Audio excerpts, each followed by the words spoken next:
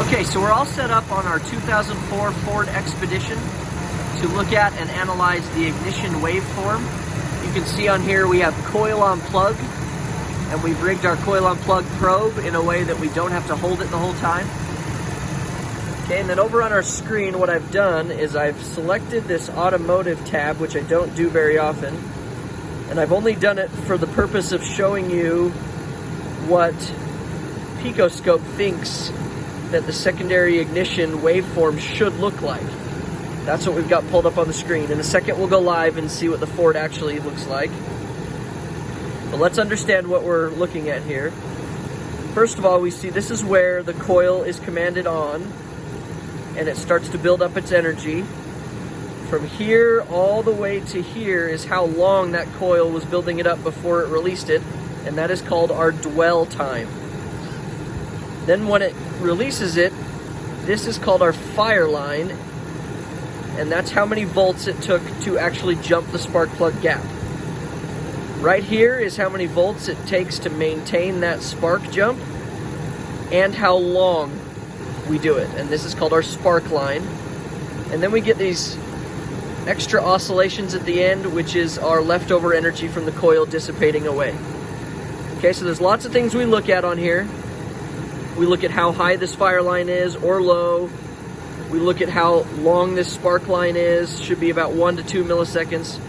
We look to see if there are these oscillations, right? This means we have a good strong coil, right? So there's lots of things we look at on here, but the best advice I could ever give you when you're looking at ignition waveforms is to just compare cylinder to cylinder on the vehicle that you're working on, because so many different vehicles look so different from each other. It's hard to come in here and say, oh, yep, shouldn't have that right there.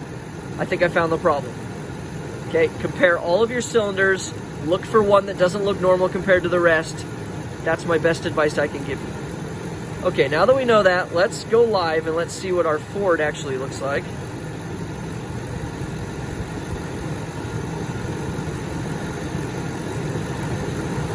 Okay, we're not seeing anything. Make sure we know why here. We're going to pick this probe.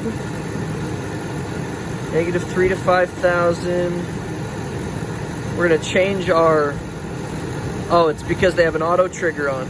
Okay, we're going to change our trigger to a repeat trigger. And we're going to move it up here. There we go. Okay, so always watch your triggers, know what you're doing with those. Now we're watching our live signal. Now this looks nothing like what Picoscope said it should.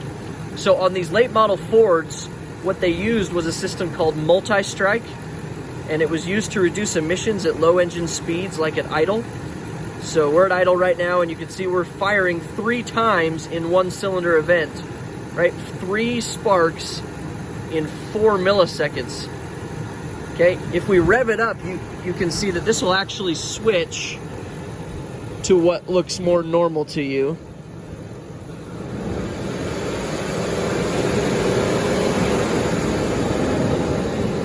Okay, so just so you know, that's what Ford used on their late model, so this is normal. But other than it having 3 events, they look very good. How good? I don't know. Let's compare it to other cylinders. That's what I'm saying. So I'm going to move this. Sorry, I'm a little bad with my video on this one. I'm going to move this to a different cylinder, and let's compare. That's a different cylinder right there. They look the exact same. So even though I don't know a ton about it, I can tell you that it's good just because every cylinder looks the same. That's 3 different cylinders right there. Okay, so that's how you analyze ignition waveforms. And if you want to know a little bit more, I have another one where we compare our coil amperage to our ignition.